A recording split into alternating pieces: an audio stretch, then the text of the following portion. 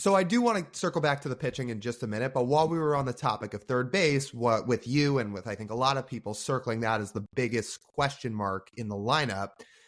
So Jerry said a lot of points of this offseason, payroll will go up from 2023. He even said that after some of the Root Sports stuff. Whether that happens, we'll see. But if he sticks to his word on that, could you see one of two things happening at some point in the season? One, a bigger move at the deadline, or two, maybe another in-house extension at some point? Yeah, good question. We could start with the in-house extension. Obviously, I think there's three guys that everyone would circle as three priorities. Would be Cal, Logan, and George, right? Cal's agent, I think everyone knows, is Scott Boras. I just don't see that happening. A big power hitting, switch hitting, defensive gem of a catcher at 27, 28 years old. If they were going to do that, the window was probably a couple years ago, and even then, I don't know if Cal and his reps would have entertained that. So I don't know. That's probably a non-starter. George, I again, still early in his career. You'd have to make it worthwhile for him. I just don't know if that's a priority for him. Logan is probably the best bet. And if I were the Mariners, yeah, I'd absolutely try. And maybe they have, we don't know. Again, I think the one thing that ownership will tell you this, if you question them on some of this stuff, obviously they invested heavily in their superstar center fielder, and they invested, in Luis Castillo right after the trade, and they're willing to do it on the guys that they know and trust and love. And again, I think Logan, all three of those guys would fit right into that too. So if the deal made sense and the player and the team were in alignment, it'd be a no-brainer. I just don't know in those three situations that it's really realistic at this point. And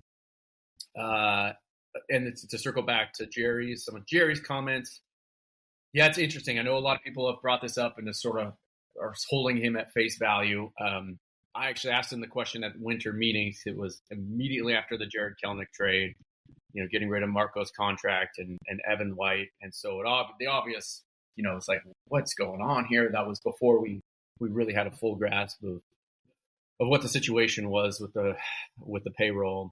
And, I asked him the question, I was like, what's going on? Because they had sort of intimated, yes, that payroll would probably go up at least a little bit. And I think that was all of our expectations. And at that point, he even said he was very careful with his words. And I don't have the direct quote in front of me, but he said it is likely that payroll will go up next season. And so, again, when you use a buzzword like that, even you're hedging and likely. So there's no guarantee. What I think is that my guess is ownership basically told him, like, hey, we're going to be stagnant. Our plan is to be stagnant with payroll.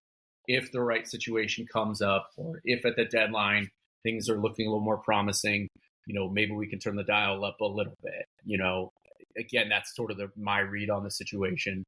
I do expect, what are they at, 135-ish right now or something? They were finished last year around 140. So again, Ryan and I have been basically reporting 140 to 145. And again, they don't really calculate that till the end of the season either.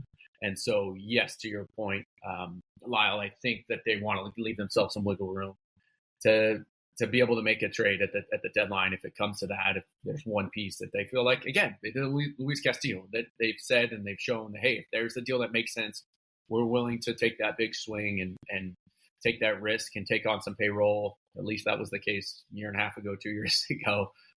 We'll see. I think it's a moving target, though. I do, because there is still so much uncertainty with the RSN situation, not just for the Mariners, but around baseball. We heard the commissioner talking about it this week.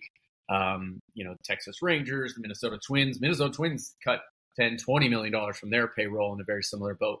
And again, I'm not excusing some of the Mariners' decisions, but they're not the only one in this boat. And they're basically just saying, hey, we're kind of hitting a pause. Let's remain stagnant.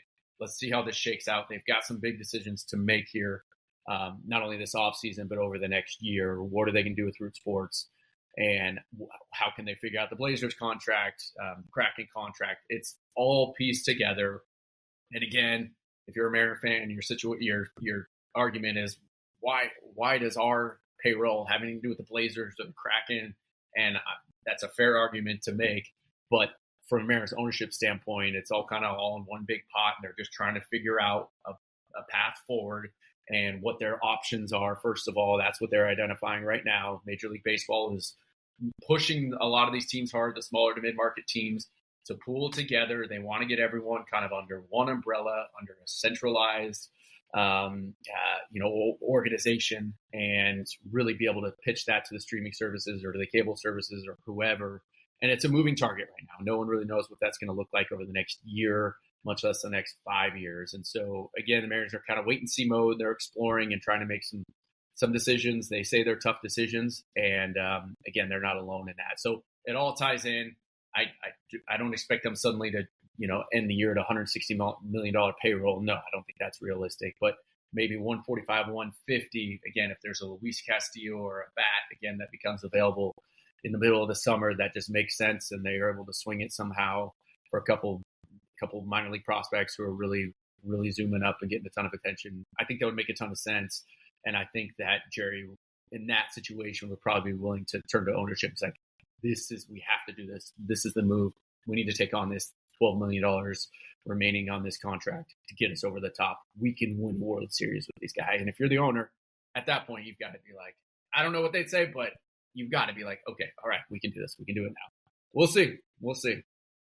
Lyle mentioned deadline acquisitions, and I'm surprised they didn't add more starting pitching this offseason, at least one, because you brought up a really good stat in your starting pitching preview article that was on the Times, and the Mariners' current starting rotation, as young as they are, like you just take a look at all the ages of that group, and it's pretty mind blowing. That group threw more innings as a rotation than any other rotation in baseball did last season.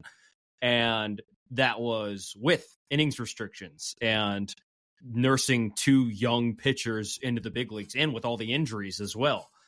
That leaves me pretty surprised this offseason they did not go out and attempt to get a more proven starting pitcher without any innings restrictions. Because right now, I mean, you have 25 to 23-year-olds in the back of your rotation.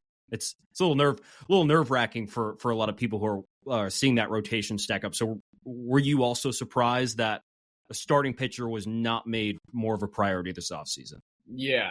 I think again, you got Emerson Hancock there. He's your number 6 right now, and again, a former first round top 10 pick, and I think the Mariners are really intrigued to see what he can do. Got those 3 starts last year before the injury. What could this team really use right now? It's Marco Gonzalez type, right? That'd be pretty perfect as your number 6, the guy who you can tell him, hey, between rest days and between, injury insurance, whatever, you're going to get 20 starts, and we want you to be the swingman too. That would be pretty perfect. But again, Emerson Hancock is that role right now, and I think they feel pretty good about that, assuming he, and all indications are that he shows up to camp healthy and all that too. I think Austin Voth right now is your number 7. They're stretching out Trent Thornton. They might have to get creative midway through the season. Maybe I feel like a Trent Thornton type is your perfect opener, right? If you just asking Brian Wu and Bryce Miller to, go 4 or 5 for a stretch there or something. And again, they'll probably have to get creative in that regard. Just penciling in Bryce Miller and Brian Wu for 32 starts is ridiculous. Obviously, They're not doing that. They're not even Desclafani. Yeah. But again, I remember thinking of that right away at the trade, like, oh, they'll try to flip him immediately. Yeah. Like that. But again, the volume innings made sense, I thought. 100%. That type of guy. But I guess the flip side too is, like, if your biggest question mark as a pitching staff is who is our number 7 starter, who is our number 8 starter, like, that's first world problem. You're feeling pretty good. And so again, they don't have any name guys coming up through the system right now, certainly not through the upper ranks of the system. And so, they've been so spoiled the last 3 years, just like, it's not normal to have just one stud after another coming year after year after year. And now they got to let those guys play out, see how it is. Again, this is pitching period in Major League Baseball, but certainly in modern baseball, injuries are gonna happen.